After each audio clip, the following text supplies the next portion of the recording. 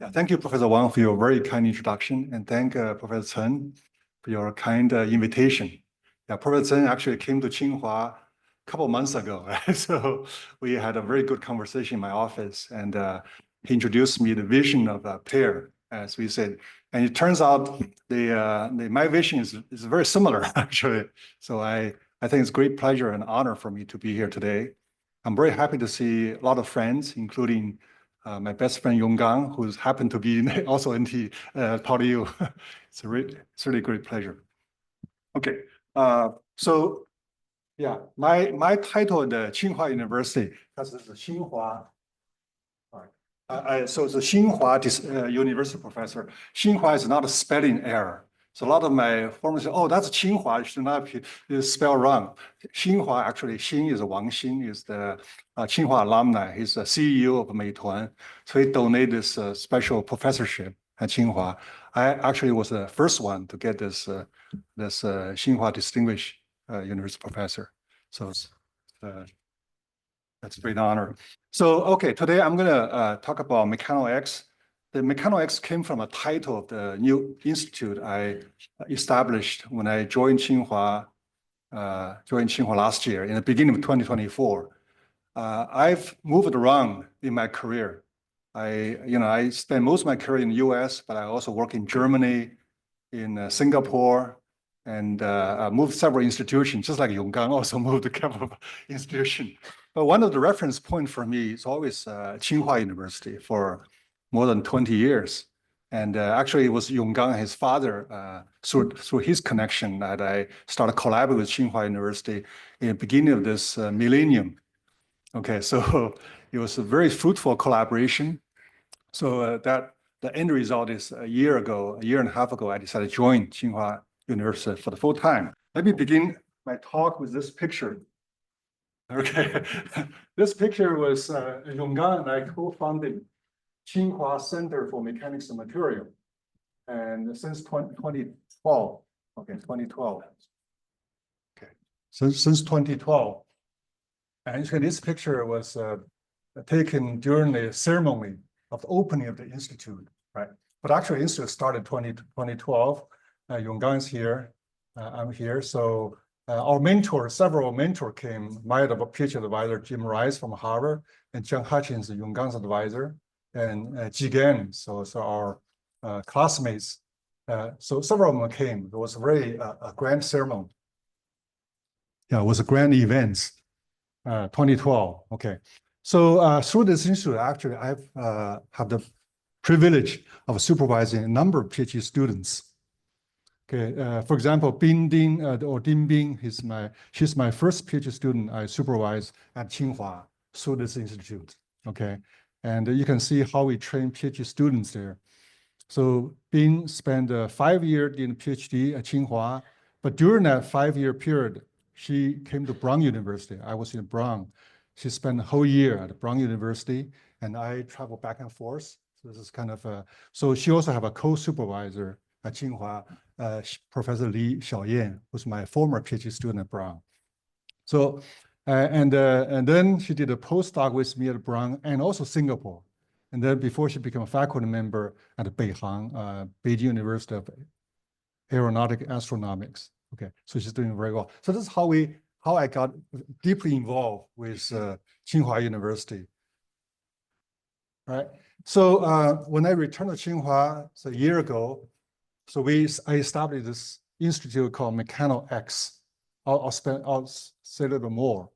Mechano-X Institute. Okay, this is 2012, exactly 12 years after our institute on Center of Mechanics and Material. Right. You know, Chinese always think 12 years is a good cycle. Right? So we started this. So we found this institute.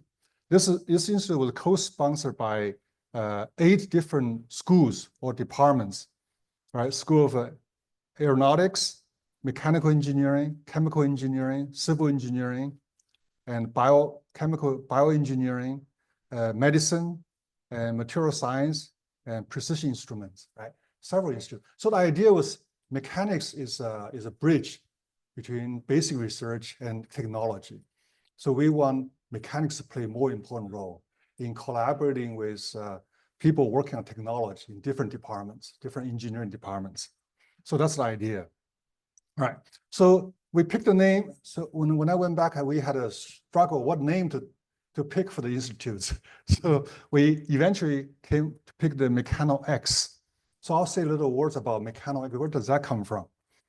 Right. So at the time when I started Tsinghua, we take a run about interdisciplinary institute in China.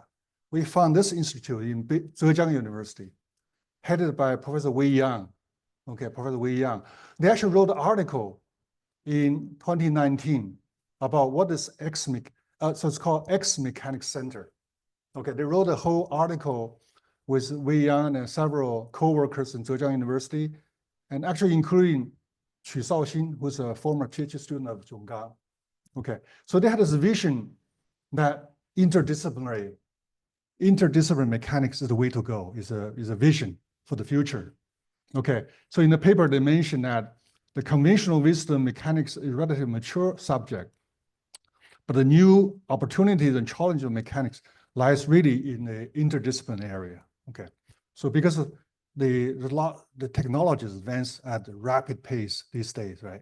A lot of new challenges, new opportunities for mechanics, including cross-media, cross-scales, cross-compliance, and cross-cyber physical spaces. So a lot of challenges for mechanics, right? Especially with the AI, artificial intelligence, and things, right? So, but X mechanics does not include all aspects of this interdisciplinarity between mechanics and another discipline, okay? So remember what President Lincoln said. He says, government of the people, by the people, for the people. It's a relationship, right?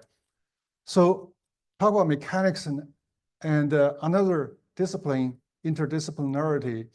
X mechanics represent mechanics of X, okay? Where represent you derive the laws of mechanics or principles of mechanics from a inspiration or challenges from another discipline. Okay, so like we learn from nature. Okay, you can think about nature, it can also be here. Okay, we learn from nature, we derive Newton's law, we derive continuum mechanics principles from this, right? We develop mechanics. But there's another thing, yeah, once we derive mechanics, we have to use that to promote technology, promote another discipline. This is a circle. Okay, this is a circle, right? This is exactly what President Lincoln means for. Mechanics for X, right? So this is where the name comes from.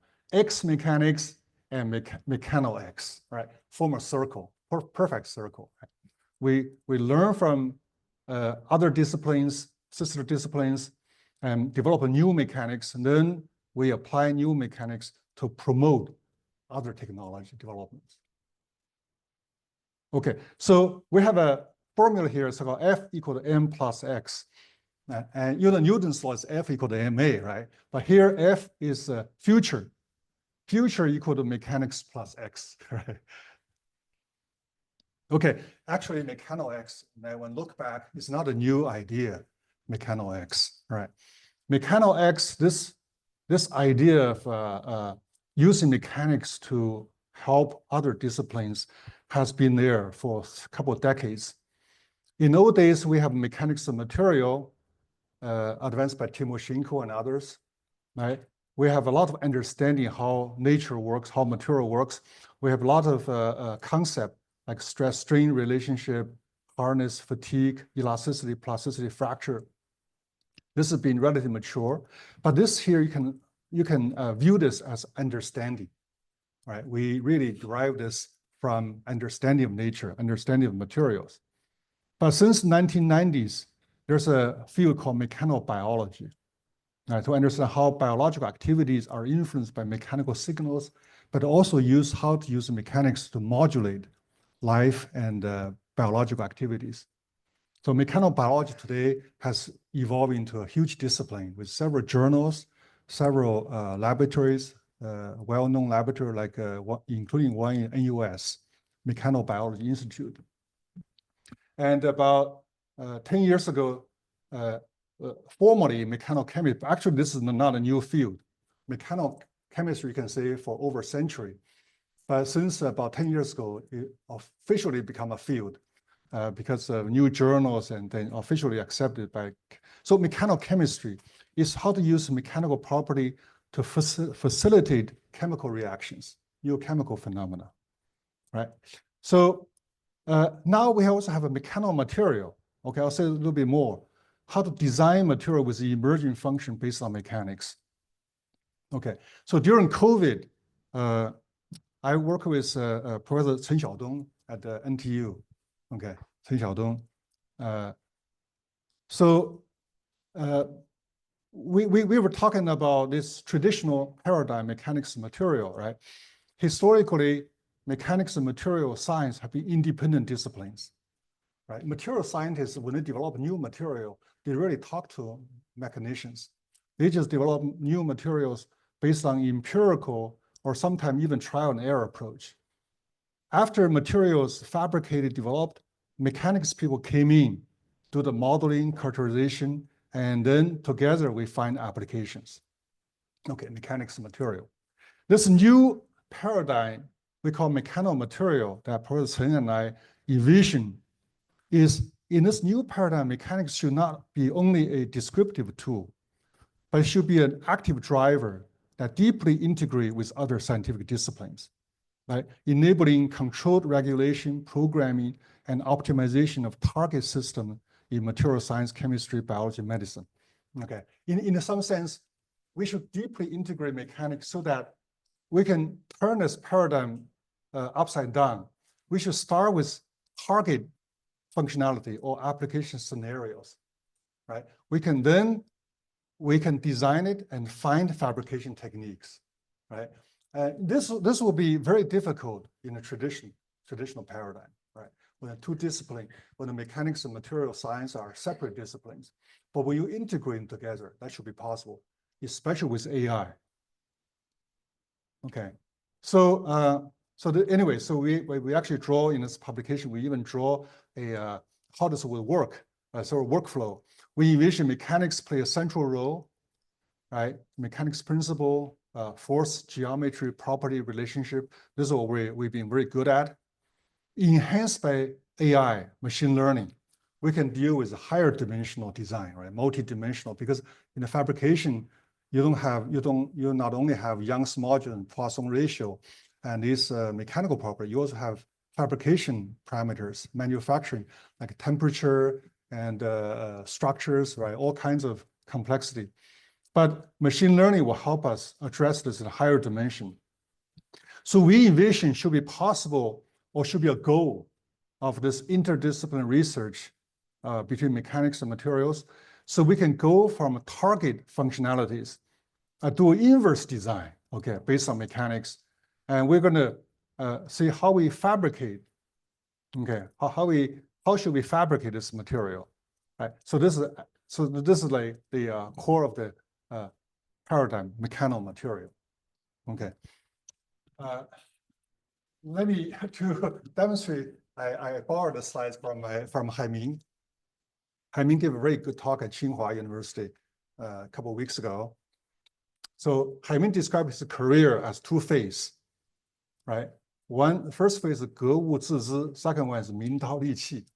Okay, so these are two stones on PolyU campus, right? These two stones. First one tell you 格物 means search into nature of things, extend the boundaries of knowledge. Okay, this is during Haiming's first phase, he was building up his knowledge, right, working with different people. I started a PhD with me and postdoc at MIT and so forth. Learn how things work, learn new mechanics. Okay, once he learned all these interesting mechanics, now he started expanding his career. He's been working with many excellent scientists, including Professor Wang here, right? You have a very good paper on freezing droplet catapult, right? So Haiming was using his mechanics knowledge to integrate with technology, to advance, to help people develop new technologies. Right? Actually, this is exactly what we mean here. Okay, X mechanics and mechano-X. So Haiming basically go around a circle, right? Go around complete the circle. And so First one, we want to develop new mechanics based on technology, based on nature, right? Derive new laws, address challenges. But then we cannot stop here. Then we have to use our new tools to help new technology development. Okay, this is exactly our vision and exemplified by Haimin's career. Okay, now in the following, let me just talk about some work by several of my associates. Let me also start with Bing, right? Who's my first PhD student at Tsinghua. So Bing has been working on energy, using mechanics to help solving the problem in energy in lithium-ion battery. You know, people by now have been very familiar with lithium-ion battery. And during charge, the electron going from cathode to anode, and the lithium ion becoming intercalated in the anode, right? This anode can be graphite, can be silicon, can be various materials. And during discharge, the electron go from anode to cathode, and lithium also at the same time to balance electron charge, the lithium would migrate from anode to cathode, right? This is intercalation, deintercalation electrode. Okay, currently, the main method to enhance battery performance is through innovation in electro material design. If you can solve this electro material, find better electro material, you can advance the life and how battery perform. Okay, this is the main approach people take. But there's a lot of mechanics issues, okay? Because intercalation, deintercalation means the material undergo huge volume changes, right? Mechanical deformation, delamination, fracture, failure, ductile brittle transition, dendrite growth is essential. Okay, so Bing has published a lot of papers. In one of her findings, one of her discoveries is that the lithiated silicon or an lithiated sulfur, right? It doesn't matter, anode or cathode. So lithiated material undergo a brittle ductile transition. At low lithium content, the material is susceptible to this so-called nanoscale cavitation. Okay, you can see if you have a crack, that crack tip is vulnerable to nanoscale cavitation. This cavitation, it coalesces with the main crack, that leads to brittle crack propagation. Okay, the material is brittle, it's fragile. When you increase in lithium content, now the deformation mode, the crack tip become shear band, dominated by shear bands. Okay, and same thing for the sulfur, right? You can see this nanoscale void nucleation and coalescence and leads to crack propagation. At the high lithium content, you have shear banding. And this was later, actually, she published her paper before the experiment was done. And this paper was published in 2015. 2 years later, there's experiments by a group in Georgia Tech. They use nano-indentation to characterize the fracture property. You can see at a relatively low lithium content, the indenter tip has these cracks. Okay, these wing cracks. You can see here, right? I don't know if people can see that, right? If the wing cracks. So this means the material is brittle. You can actually measure toughness. But at a relatively high lithium content, that cracks basically disappear, right? The material become in a ductile way. Okay, so actually there's a lot of people, okay? There's a lot of work. I just use one example. There's a lot of work in the community, including people in Cambridge University, Norman Fleck and Vikram Deshpande, Bob Mamakin. A lot of people work on this kind of how to mitigate fracture failure in lithium electron. Okay, but Bing's work, Bing's thesis does not stop there. In addition to understand how fracture works in lithium silicon, she also asked a question, can we proactively harness lithiation, delithiation for other technology? Okay, let me mention two examples. One is, can we use this to manufacture ultra-thin silicon wafer while delithiation? Okay, you know, silicon wafer, it's used a lot, right? It's the basis of semiconductor technology. So can we use this lithiation to fabricate ultra-thin silicon wafer? The theory is this here, very simple. Imagine you have a lithium silicon material substrate. You start lithiation, you start delithiation. You remove lithium from the top, from the surface. As the delithiation goes into the substrate, you have this layer that lithium has been depleted. That causes a contraction, right? This layer causes a contraction because lithium has been taken away. Okay. And this causes a tensile strain energy in the top layer. Okay. You can calculate the energy release rate when you kind of exfoliate, this layer become detached from a substrate. Compute the energy release rate, and then when the energy release rate equal to the fracture energy or surface energy, according to fracture mechanics, right? When the energy release rate equal to the fracture energy, that layer will be spontaneously exfoliated. You calculate this, it turns out the thickness is 5.57 nanometer. Okay, why so small? It's because the lithiation is really cause a huge deformation, cause lots of energy to be stored. Okay, in this way, you should be able to spontaneously, through delithiation, create, this initially is bounded to substrate, right? Through exfoliation, this becomes a freestanding silicon wafer, right? We actually demonstrate experimentally. Okay, so this delithiation process, we obtain this extremely thin silicon wafers on a thickness around 3 to 5 nanometer, a perfect agreement with theoretical predictions. Okay, another technology that kind of come out of this this study is a lithiation-driven mechanical actuator. And as I said, when you put the lithium in and out, you cause huge deformation. Lithiation of silicon can induce 400% volume change, huge deformation, right? And people in the mechanical actuators, they use so-called electrostrictive deformation, right? Apply electric field, induce mechanical deformation. And those turns out to be quite small. It turns out this way is a very effective way of using electric field to induce mechanical deformation. Okay, you can actually lift a bottle, like a bottle here, do mechanical work by putting, using cyclic electric field, by inducing lithiation, delithiation. You can do a lot of work. Okay, so this actually results in very good actuator. Okay, advantage is you can have low voltage actuation, less than 4 volt. You can induce a huge deformation, and rapid response time and nanoscale position. Okay, so this is totally different from the original problem. Original problem we want to solve is how to mitigate fracture and damage, how to get better electrode performance.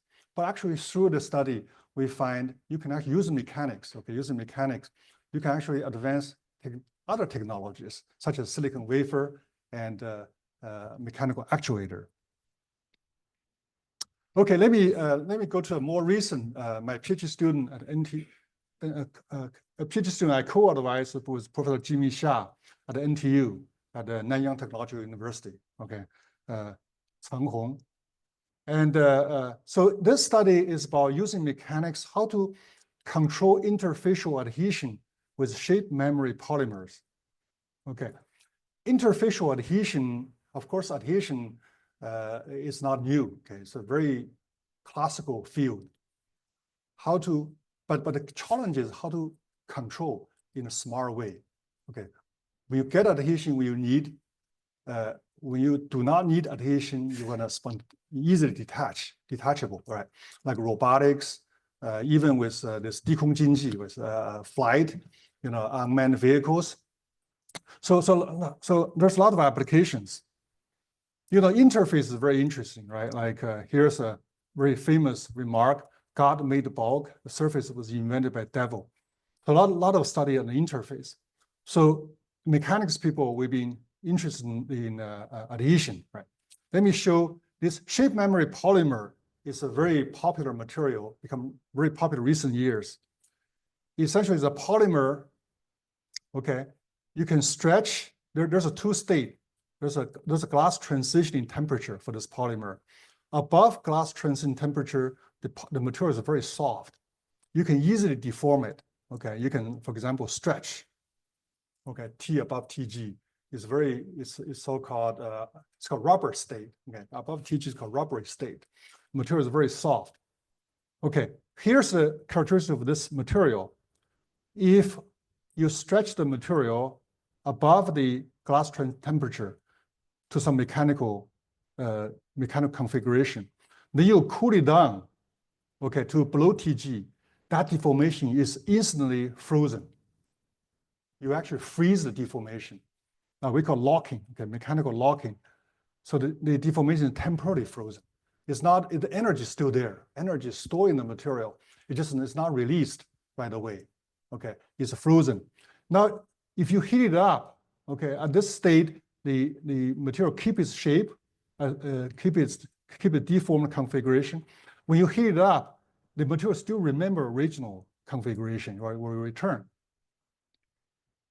Okay, here's some video you can from the web. You can stretch it, right? The material will be frozen, but when you heat it up, it will remember its original shape.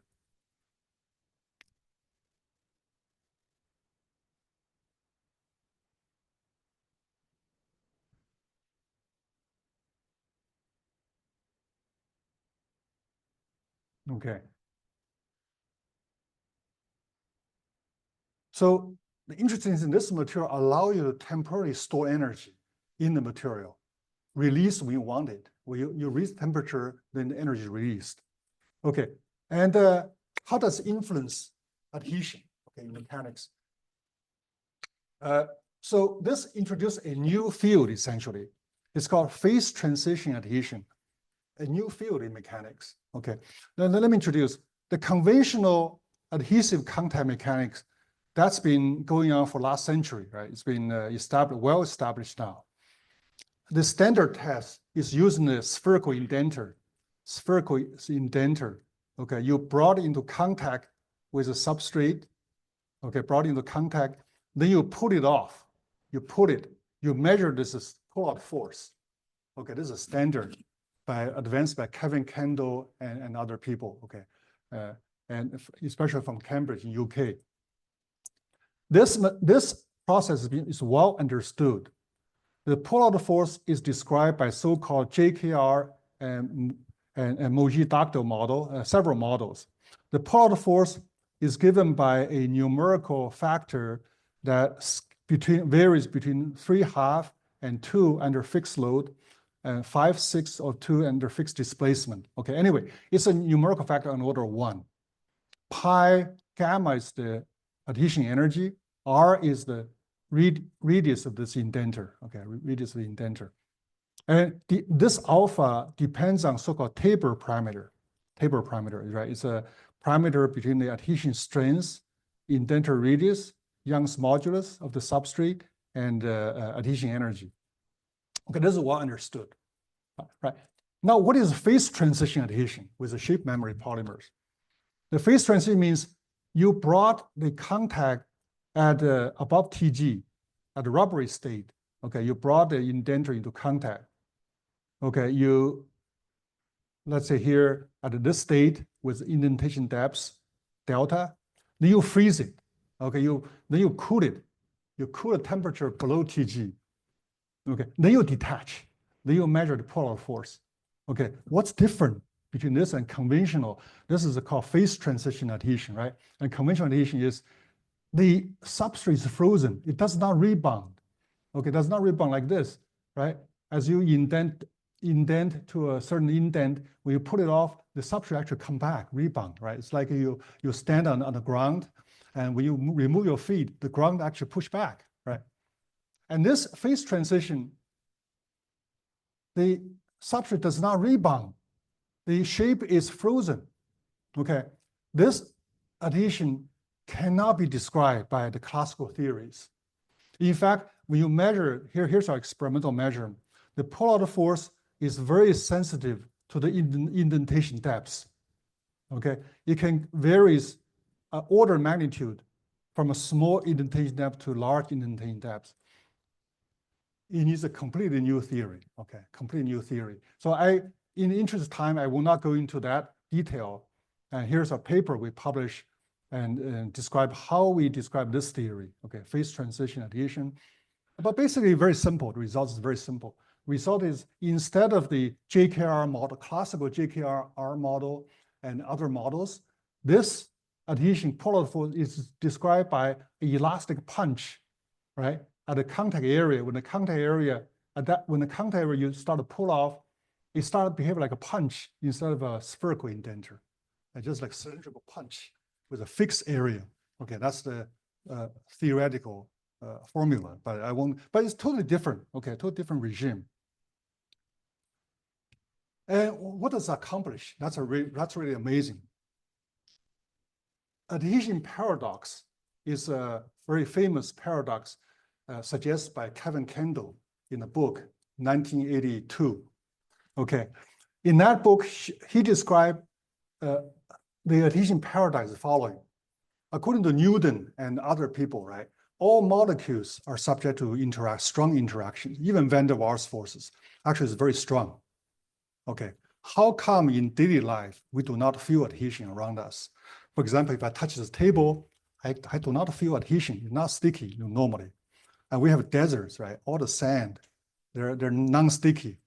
So exists a paradox between molecular scale of understanding, everything attract each other. And the macroscopic or daily experience, things are not sticky, usually not sticky. If you want to make it sticky, you have to make an effort. You have to make a Scotch tape, right? Or you have a glue, you invent a glue. So non-stickiness is the rule of life, while molecular basis is all adhesion, all attractive interactions. Okay, this is called adhesion paradox. Okay, and Kevin kind of wrote a whole book about it, right? But understanding actually, since he proposed this paradox, it's been well understood. It's because surface roughness. Look at this picture, you will understand. Because although the molecular interaction is strong, but because the surface is not smooth, or not atomically smooth, it's always rough. So real interaction is through only a few molecules. Okay, even though molecular adhesion is strong, only a very, very tiny fraction of material are in real contact. That's why we cannot feel it. Okay. Another explanation is if you force it to squeeze, right? You can apply a huge force, huge preload to force the contact into so-called conformal contact by squeeze the roughness flat. Okay, achieve full contact. That still does not help adhesion because lots of energy is stored. In that squeezing, lots of energy are stored in the rough substrate. That energy will spontaneously be released when you let go. Okay, so material is still not sticky. Even if you push your finger with huge force into the table, you still do not feel sticky because the energy stored in the interface will be released, will cause spontaneous detachment. Okay, how does phase transition adhesion perfectly overcome this? Okay, here description. Suppose we heat up, we want to achieve good adhesion. We heat it up above Tg, so the material becomes soft in a rubbery state. Okay, then we use a preload to form a conformal contact, squeeze all the air bubbles out, achieve conformal contact. There's lots of energy stored in the interface, but we do not let go at this moment. We cool it down to below Tg. We cool it down at that moment. That energy will be frozen, right? The elastic energy around the interface, because it's below Tg, will be frozen. Now, if you put it up, you should feel very strong adhesion, right? Because you achieve a molecular scale conformal contact. Would you want to release it, right? If you say, I don't want adhesion anymore, right? This is no good, right? They just heat it up. You heat it above Tg, the energy, the interface will be released. It's not forgotten, right? It's not lost. That energy will spontaneously cause the detachment, right? So this temperature cycle is a perfect way for us to overcome adhesion paradox, achieving molecular adhesion, and also release it if we want. Okay, here's the results. Here's our measurement. All the existing adhesion technologies, this is a universal law. With increasing roughness, surface roughness, adhesion goes down. Doesn't matter what you do. You can design like a gecko, like a lot of people work on gecko using bio-inspired structures, using lots of strategies. But this fundamental law exists. Doesn't matter what you do. When you increase in roughness, your adhesion strength always come down, okay, in a conventional material. It doesn't matter what you do, right? A lot of people have tried how to control this. But with phase transition adhesion, you can see here, our adhesion strength increased by 2 orders of magnitude. And also, when the roughness increases, the adhesion strength increases, not decrease. This is completely reversed behavior, right? Okay, so why is that? This is exactly what I described here. Because you achieve molecular scale full adhesion. Right? Why does adhesion strength increase with roughness? This is because the rougher the material, the longer the interface is, right? The more interfacial interaction is, so therefore stronger adhesion. So this completely reverses the conventional way of doing adhesion, right? Conventional adhesion is through structure, through selection material. But as soon as we introduce this phase transition in the material, right? We have 2 phases, rubbery and glass. We can turn this thing on and off at will, okay? And I do have that demonstration. Okay, here we exaggerate the surface roughness, right? This can see macroscopic grooves. This represent micro, it should be microscopic, but just to demonstrate, we make some macroscopic roughness. This is a conventional material. You can see, right? When you push it down into full contact, when you release it, it just spontaneously detach, no adhesion. Okay, so here, oh, okay, just say one more time. Okay, we achieve conformal contact, but because the energy stored at the interface, and that will fight back, when we remove the load, it just detach, right? No adhesion. Now with phase transition adhesion, right? We brought in contact preload above TG. This material is relatively soft. You can achieve full contact just like before, just like conventional. But now we do it with cool temperature, cool to the glassy phase. Okay, below TG. You can see the material is perfectly bonded, right? This conformal contact is fully retained. And that you achieve, this adhesion is a couple order of magnitude stronger, and this adhesion actually increases. The longer the interface, the better. The rougher the surface, the better. We've never heard of that, right? Surface roughness always a Q adhesion.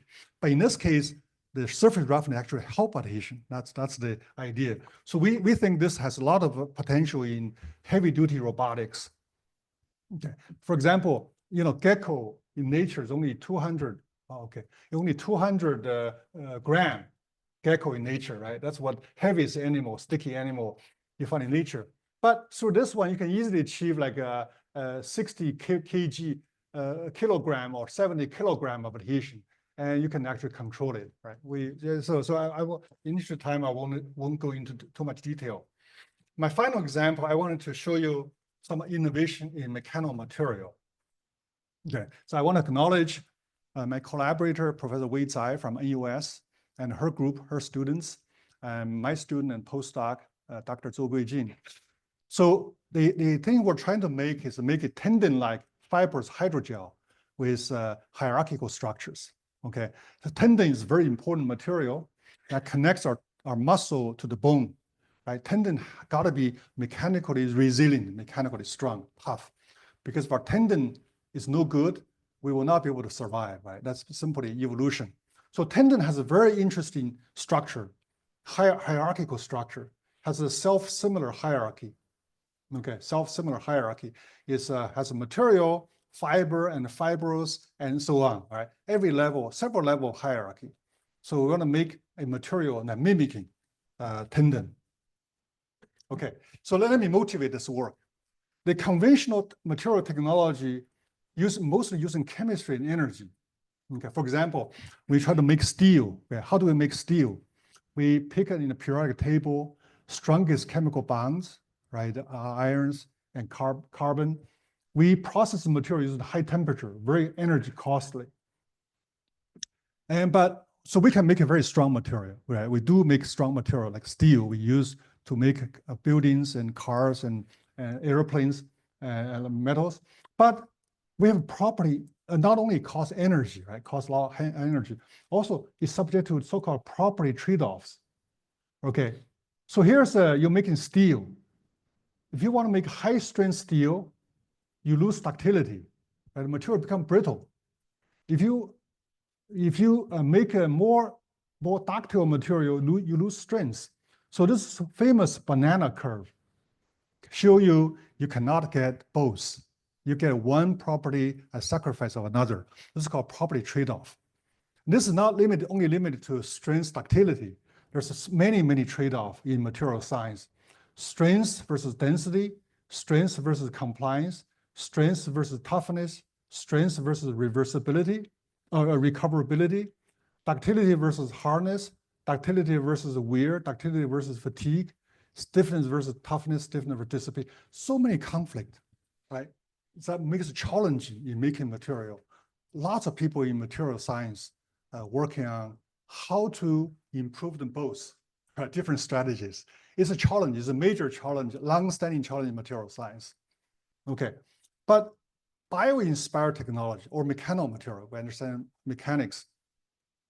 It focuses on mechanics and structure instead of chemistry and energy, because nature, strong chemical bonds is not desired because we want to be recycled, we want to be sustainable. We choose relatively weak chemical bonds. Okay, so mechanics play a dominant role here. The hierarchical structure is through natural evolution. We know it's a very important structure, intricate structure in the material. Now, if we understand how it works, right, we will be able to use this to make a material this way. So we have a theory. If you can make hierarchical materials, you can solve the problem, the issue of property trade-offs, the conflict in properties. You should be able to make synergistic enhancement properties, as demonstrated here, right? 3 fabrication technology, the modular strength and strain increase synergistically. And this is the background. So let me, Yonggang knows I've been working on this for over 2 decades. I've been interested. We published a lot of papers, right, since the early 2000s. Okay, interest time, let me speed up a little bit. The basic theory underlying all this hierarchical structure is here. The key theory, okay, I won't go into mathematics, all this. The key theory is once the hierarchical structure is established, you can, if you can, you have hierarchical structure, not just chemistry, right? If you can introduce structure, various conflicting properties like strength, toughness could be synergistically enhanced through strengthening at the bottom scale. Okay, so you know, currently you play with strength, you lose ductility, you play with ductility, you lose strength. But if you can make a material in a hierarchical structure, you can focus on one thing, focus on strength, a bottom scale, all right? Once you enhance the strength, everything is enhanced. Macros. That's the fundamental key theory in the hierarchical materials. This has never been tested experimentally, okay, because it's so difficult to achieve hierarchical structure first. Second of all, to tune the molecular strengths. Okay, so let me just speed up a little bit since we don't have too much time, right? I have, how much time do I have? 5 minutes? Okay, so that's enough. That's enough. Okay, so making hierarchical structure in hydrogel or in material, one of the very important techniques is called freeze casting. Freeze casting has been emerged as a very important technique. Freeze casting is very versatile. Okay, you can use, basically it's a solvent and suspension. You start with a solvent suspension system. Then you freeze it, introduce a temperature gradient. You induce ice formation. Ice formation will induce structure, okay? Once you grow the ice, through sublimation, through post-treatment, and you can form the structure. And this technique is not sensitive. You can use any material as a suspension, right? The particle, you can use a carbon nanotube, graphene, nanowire, nanoplates, polymer chains, biomacromolecule. You can use many structure. You can use this to fabricate many microstructure like lamellar, honeycomb, cellular, radio. Anyway, so it become very useful techniques to making biomedical material. One of the group pioneer in this is Rob Ritchie group in Berkeley. They published, this is almost 15 years ago now, or more than 15 years ago. The first material to make is using this to make a nacre mimicking material, mimicking nature, right? Nacre. So they use through freeze casting, they be to make this staggered, brick and mortar structure in nacre and show the mechanical property actually can exceed that of a nacre. Okay, you can do better. That's not surprising, right? Once you understand how things work, you can make it better, right? Because we have more choice of materials we make. Okay, so my collaborators, Prof Zai, has invented a technique called freeze casting and solution substitution. Okay, there's two words here. First of all, freeze casting, very important. Freeze casting means you can make hierarchical structure. You make structure. Second one, solution substitution. That's basically tuning molecular strengths. Okay, so what you do through freeze casting, you make hierarchical structures. Okay, then you replace water with other solvents, such as ethanol or ethanol with ferric chloride or glycerol. You can make as many solutions as you want, right? The chemist knows this very well. The different solutions, what they do, they basically tune the molecular strengths by enhancing hydrogen bonding in the solution. Okay, right? This is exactly what we want in testing our theory. Our theory is once you have a hierarchical structure, you just tune molecular strengths, all the properties should enhance. Okay, so this technique is by far the best technique to test our theory that once the hierarchical structure is established, nominally conflicting property could be synergistically enhanced through strengthening at the bottom scale. Okay, so here's some examples. This curve you barely see here is just after freeze casting. Just a structure is established with no solution substitution. Very weak, okay, very low stress. And but then you substitute solution with ethanol, you enhance the strength, and you also enhance ductility and modulus. And you put some iron chloride and further enhance. But the point is, all the property gets synergistically enhanced, okay? Modulus, strength, and strain. So through this, they enhance the modulus by 50 times, strength by 40 times, and stretchability by 5 times, right? This is not what we expect through a ductility trade-off. There's no trade-off here. Yeah. And toughness also enhanced. Okay, here, actually, there should be a pre-crack somewhere. Actually, this material is so tough, the cracks never grow. Okay, here's supposed to be a pre-crack. You can see here, the crack is open up, and the failure actually is through the fiber is a delamination in the parallel loading directions. The crack never grow. Okay, it's so tough. So we'll never be able to really measure fracture toughness because it's too tough.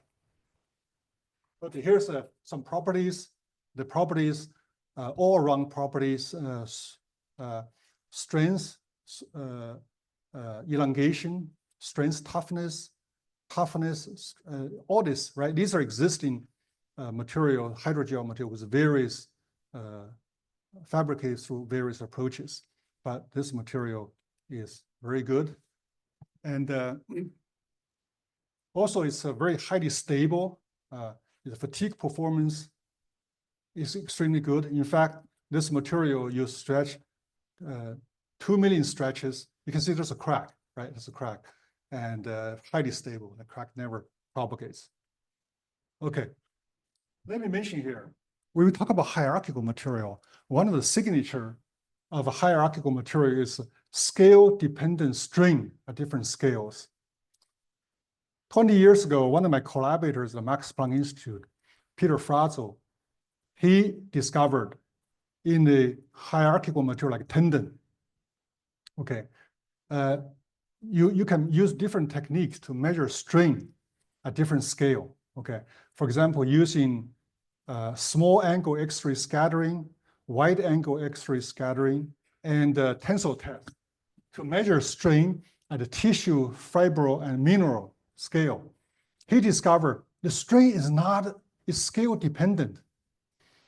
Okay, depending on which scale, the ratio between tissue, fiber, and mineral is 12 to 5 to 2. Okay, at the mineral level, strain is very small, 2%. Okay. At the tissue level, 12. It's just like flexible electronics, right? Like a Yongan's flexible electronics. You can have a huge strain, but material strain is very small. A hierarchical material achieves the same thing. Okay, even though there's no complicated structure like a winding structure. Okay, so here are tendon-like fibrous hydrogel through freeze casting. We also discover same 11.5 to 3.2 to 2. Okay, closely match that Peter Frazzo found in tendinous bone 20 years ago. So let me, since my time is up, let me put up the slides.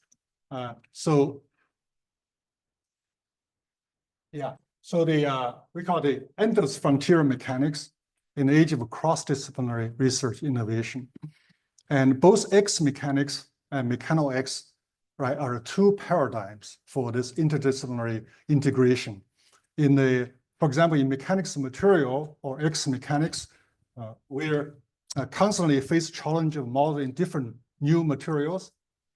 Once we know the mechanics, we use that to do mechanics-based design and regulation of material with unprecedented forms, function, and properties, material for healthcare, medicine, electronics, optics, robotics, energy, sustainability, advanced manufacturing, fabrication, tissues, organ for disease prevention, mitigation, healing.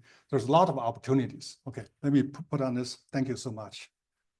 Okay, I think that we just got a perfect example what a true scholar should be. Okay, I think that you appreciate as much as I do the lecture. Actually, I know Professor Gao, so since 40 years, we can say that, because we studied at exactly the same department at the same university. The only difference is he entered the university at the age of 15, 2 years senior than me. At that time, okay, he was already the idol, okay, of our, students, okay. Now, today we are very lucky to have Professor Gao with us, along with Professor Huang, two preeminent scholars, okay, I would say that in the field of mechanics, okay. Now, using a very simple example of, I'm amazed, okay, to see actually we studied basically the same mechanics, okay, when we were at the university, the same department, so we had exactly the same curriculum, okay, and that is what you call the classic mechanics, okay. Now, using 3 examples, I think Professor Gao show how those classic knowledge could branch out, okay, reach out to other disciplines, and eventually help, okay, advance the other disciplines, okay. I think that's what every single time, okay, I listen to you, it's a great pleasure and a great reward, okay, for me. Now, Professor Chen asked me to chair this panel discussion and Q&A session, okay. So I think we still have 20 to 25 minutes to entertain, okay, some of your questions. I think, as you can see, that Professor Gao has vast experiences, not only in research, okay, and also in education and in managing other research teams. I think that our discussion may not be limited, okay, to what he presented today, but also, okay, whatever you're interested, okay, we hope we can learn from the wisdom of Professor Gao and Professor Huang, if you want to intervene, okay. How about anyone who, yeah, Professor Huang, please, yeah. Huajian, another beautiful talk, very inspiring. I have a question on how when you establish or when you propose this mechano-X, how do you handle the X? You approach the people from different fields, or you wait for other people to approach you? In fact, what's the most effective way you have found to do the mechano-X? Yeah, I think the most important thing is to broaden knowledge. I think, yeah, since we're in mechanics, right? We used to have narrowly define our field as study elasticity, plasticity. I think it's important to broaden our knowledge to understand what people think and understand their issues, essentially, right?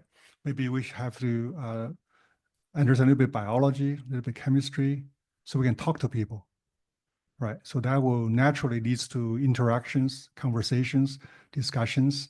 Once people know what you can do, they will come to you, actually. So initially it's difficult. Initially you have to show you can do something in other fields. Yeah. For example, for all these collaborators, Mm-hmm. you know, at Brown University, of course, people approach you. But if outside Brown University, did you approach your collaborators or they approach you in this mechano-X?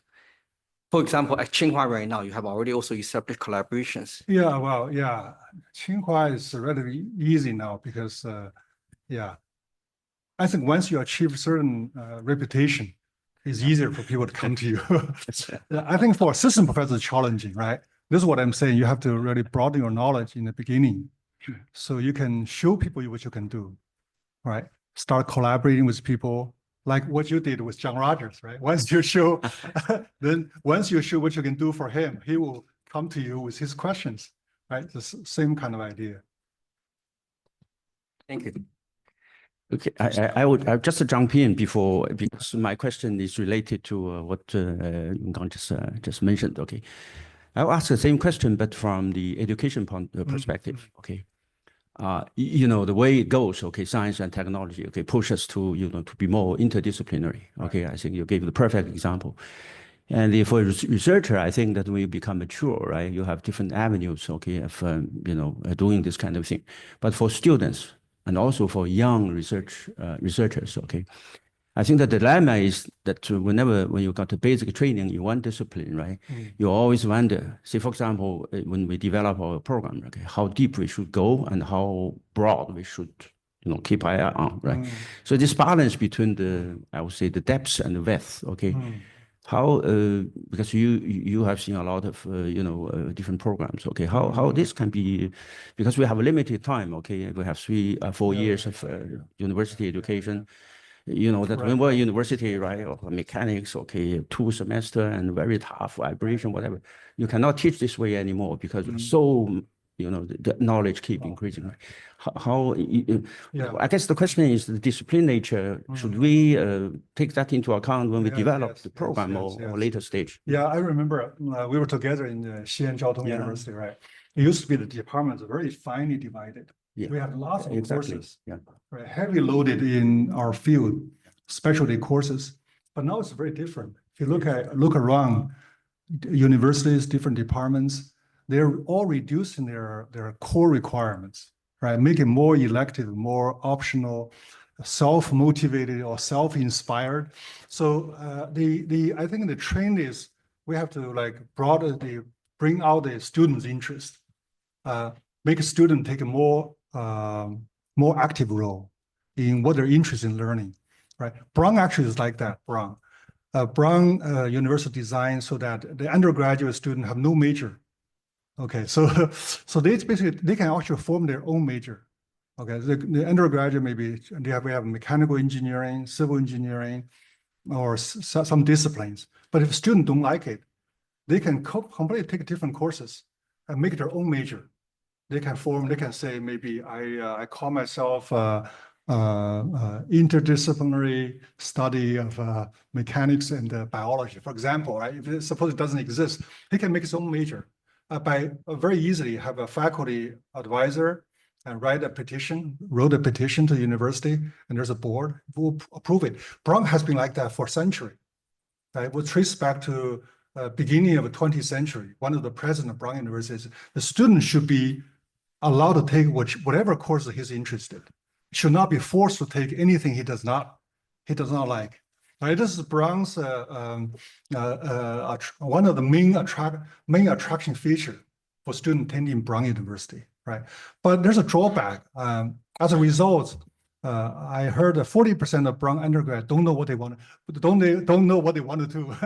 They're lost. So there's a trade-off. There is a trade-off. Okay, in a system where everybody's directed certain disciplines, everybody follow you just follow the crowd, right? But in the environment, you're given lots of options, and you have to take initiative. The student have to be trained, somehow guided, right?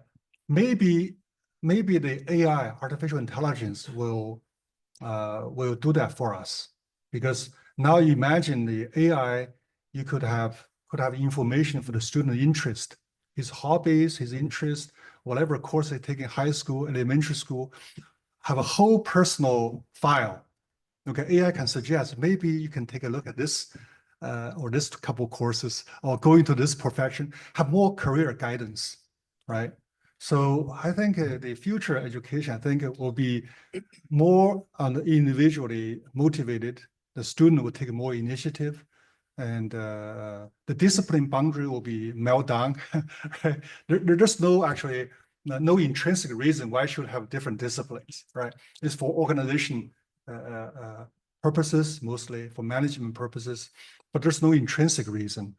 I think in the last couple of centuries, the science become more and more specialized, right? Initial stage, right? If you think of in the age of Isaac Newton, Newton is a mathematician, he's a mechanician, he's a physicist, he studied optics, he studied fluid, anything. He's a universal scientist, right? In that, there's no discipline. Right? Then later on, we have mechanics. Initially, it's all mathematics. Then we have physics. Then we have chemistry. We have mechanics. So it's like it's like dividing of labors, right? Specialization. Now, maybe it's another cycle. Now we're going to be all the boundaries should be melted down and reorganize things to promote whatever can promote innovation is the most important, right? I think the students in old systems. The old system need to be reformed. The students should cater more to their interest, and but with some guidance. Yeah. I think one of the lessons from Brown education is Brown students usually lack some guidance, close guidance. A lot of them are lost, right? But this can be in the old days, because of the limited time and energy from faculty members, it's a very difficult issue. Yeah. But now with AI, I believe the time may come to solve that problem. Just a very brief comment. If you have good students from very good schools, okay, that makes things easier. I remember a couple of years ago when the head of the department of MIT, Mary Boyce, came here, and he presented the curriculum that they were developing at that time at MIT.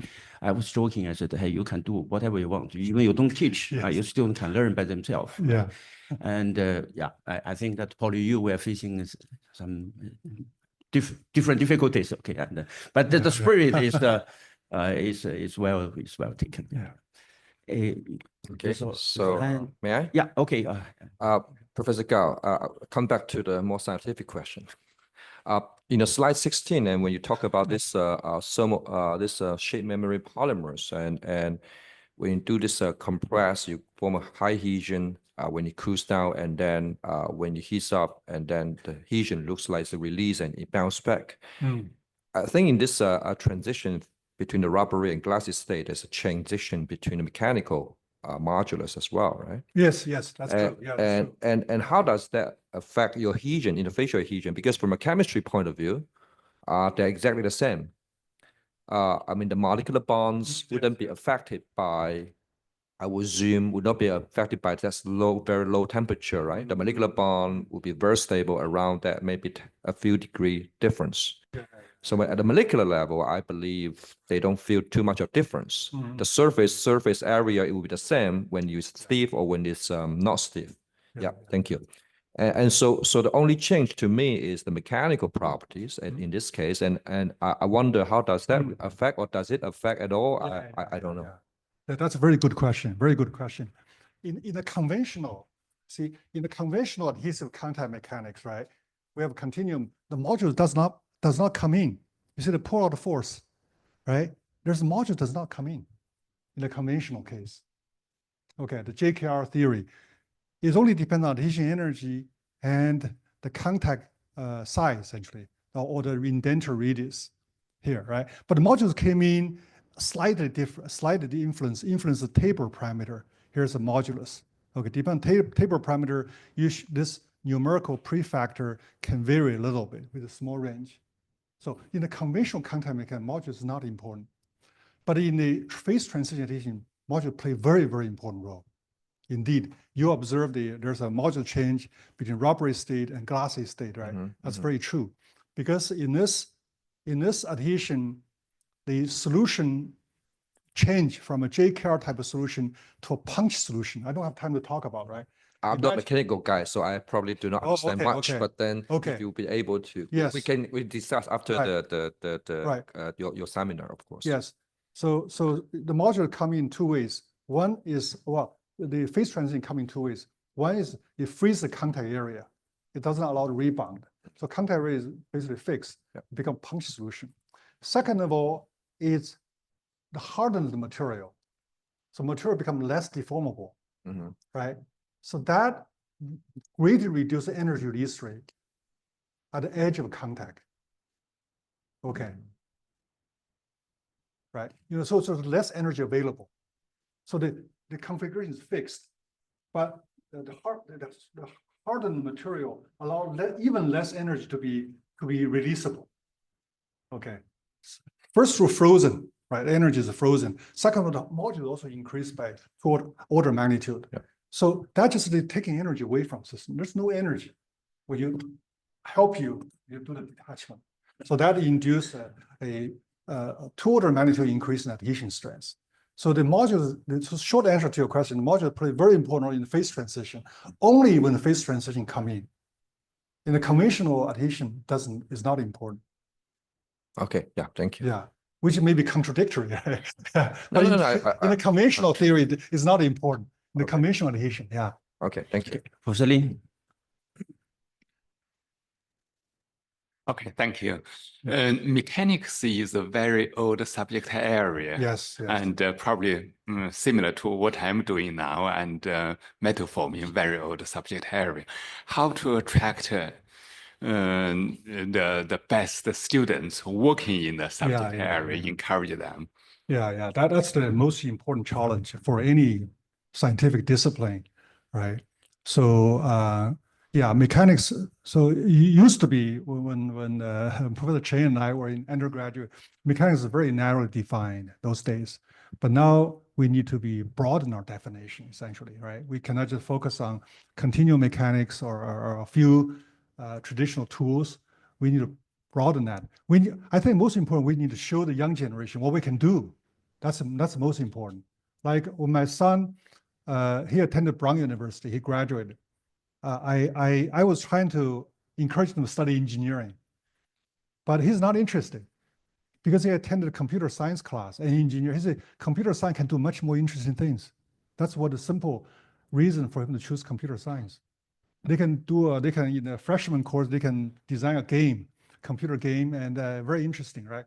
And if an engineer, what we can show the young generation what we can do is very traditional things. It's not going to be encouraging them to follow our footsteps. We need to show them what we can do with advanced technology, do important things. I think that's most important. It's a challenge for any discipline, not only mechanics, for chemistry, for physics, same thing. Yeah, we need to continue to demonstrate examples. You study mechanics, this is what you can do. Very cool, very interesting things, right? Yeah, okay, this is the key, I think. Yeah. Thanks very much. And similar to me, I failed to convince my daughter to study engineering. Right. Okay, Professor. Okay, Prof GAO. It's a cute idea to use sheep memory polymer to overcome adhesion paradox. I'm wondering which kind of advantage sheep memory polymer compare with sheep memory alloy, especially in terms of young modulus and response time. Previously, our lab also published a paper in Nature Communication 2017 and 2011. We use electrical and thermal control to switch the adhesion. The response time is very quick. I'm wondering how quickly your optimal approach is? Thank you. Yeah. So currently, one of the challenges is the response time, as you said, right? The shape memory polymers. The difference, the shape memory polymer, because the modules change a lot, right? Modules change. So module change is important to form contact when soft and when you huge increased strength when it's hard. So this is a main advantage of shape memory polymers, because you have a huge modules change when you do the phase transition, as opposed to phase shape memory alloys. The module change is not that great, right? Not a several order of magnitude. And but response time can be here current temperature change, but you can use other fields. There's a shape memory material sensitive to light, sensitive to electromagnetic field, other controls that could potentially enhance the response time or decrease response time, make it faster. Yeah. So this is a totally different challenge apart from mechanics. So mechanics is we show that if you can introduce two states in the material, you can totally overcome roughness, which is a long-time challenge in the field. Yeah. But how to do that? There's other technology. We have not have time to explore them. Yeah. But I'm just aware there's a ultrasound dynamically modulating. There's a light. There's a other ways doing that. Even temperature, you can have a various way of increasing the responsiveness by having micro heaters or nano heaters in the material that can reduce the response time. But there's a various way of doing that.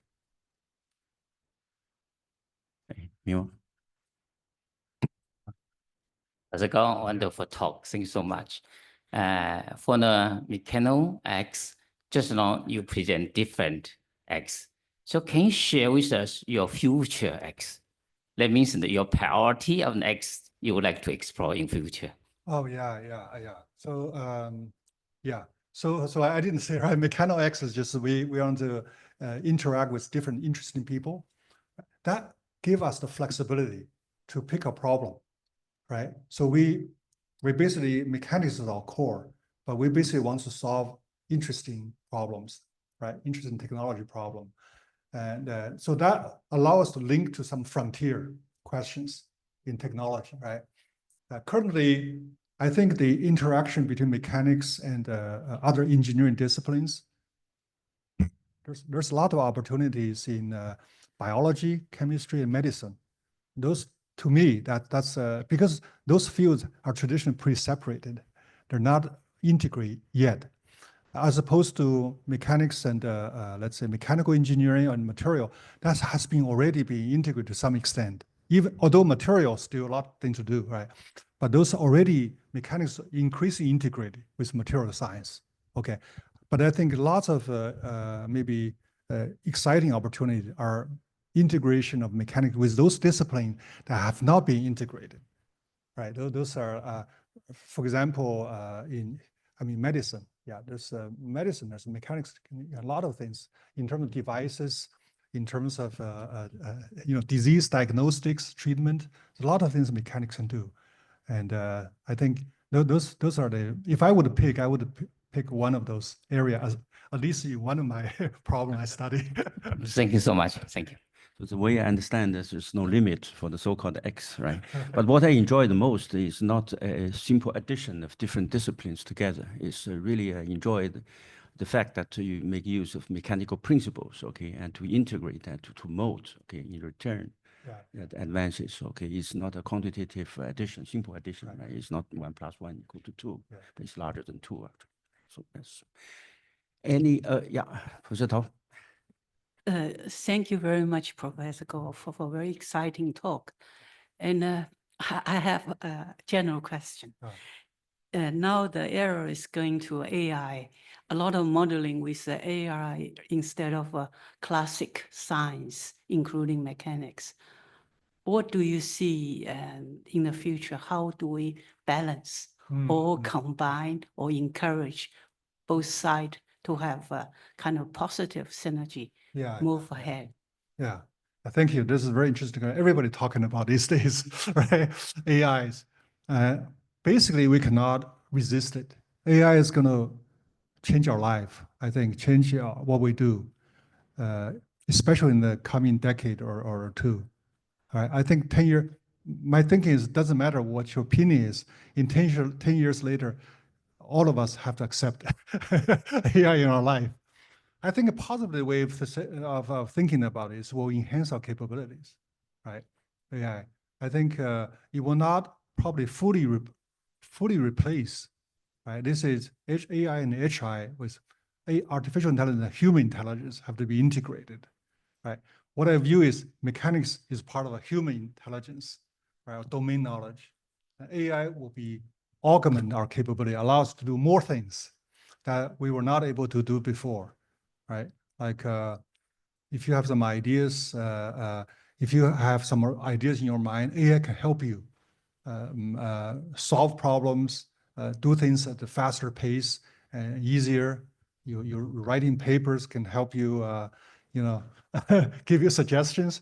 I think there's a positive way of thinking about AI. Yeah, although many people do feel it's kind of threatened, right? Yeah, it will. Yeah. But certainly it will change. I think AI will change how we educate, how we teach our courses, how we educate the next generation, how we do research, how we advance technology, even in basic science, right? Can help us derive equations, discover new laws. It will be everywhere in science and you know, everything we do. So you will see the embracing of artificial intelligence to include the human intelligence, right? I think it doesn't matter whether especially in the professional domain. Yeah. All the domain knowledge should be included. Yeah, I think irrespective of whether you embrace or not, it will be there. So we might as well embrace it and having help us as a helpful tool. Right. Yeah, thank you. Integrate in what we do. Yeah, Professor Su. Yeah, maybe the last question because I need to. Yeah. Yeah, Professor Gao. So in your new capacity leading the mechano-X in Tsinghua University, so I trust you must be try to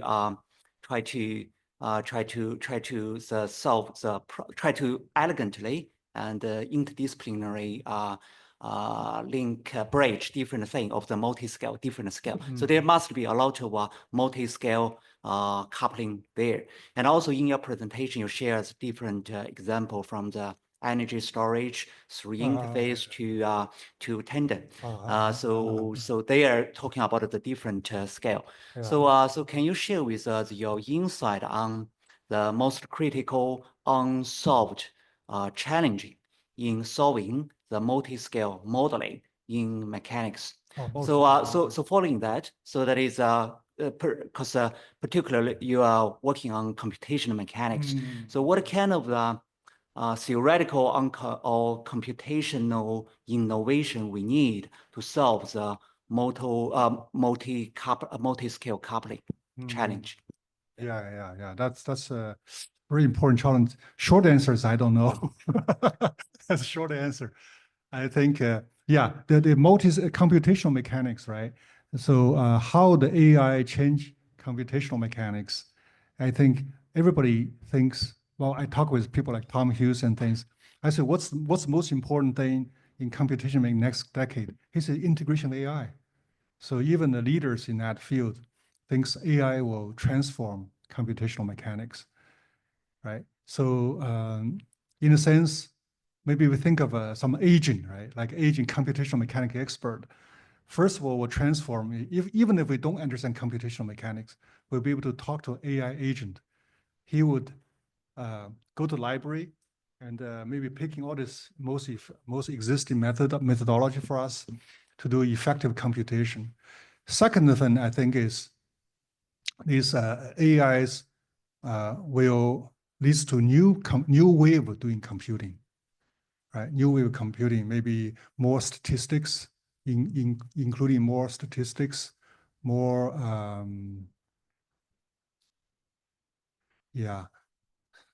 Anyway, so there's no, I don't think there's a consensus right now how computational mechanics will evolve. But definitely that's the most exciting aspect is how to integrate AI to make our computation more effective, more accurate, larger scale. And so that's a lot of people thinking about it. And people like Yonggang's colleagues in Northwestern, Wing-Kan Liu, I heard his talk. It's all about AI, how to integrate AI in the computation in various ways.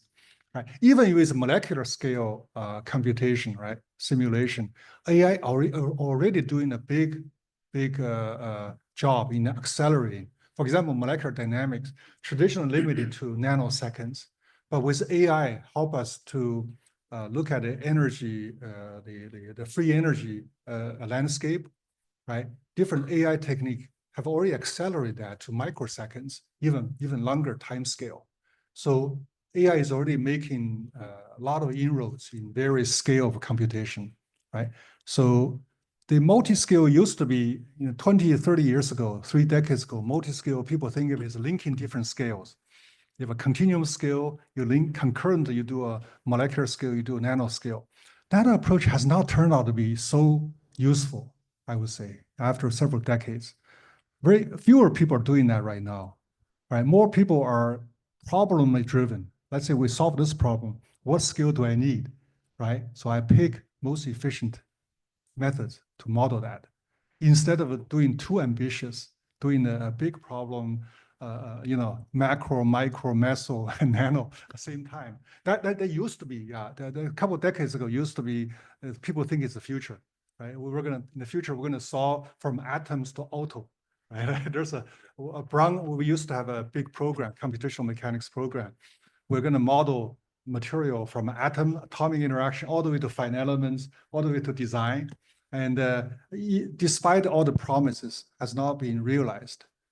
I think maybe we were still in a stage we're going to use AI to accelerate computation at a particular scale, depend on the problem. Okay, the innovation, the problem is more important. That's a guide for us.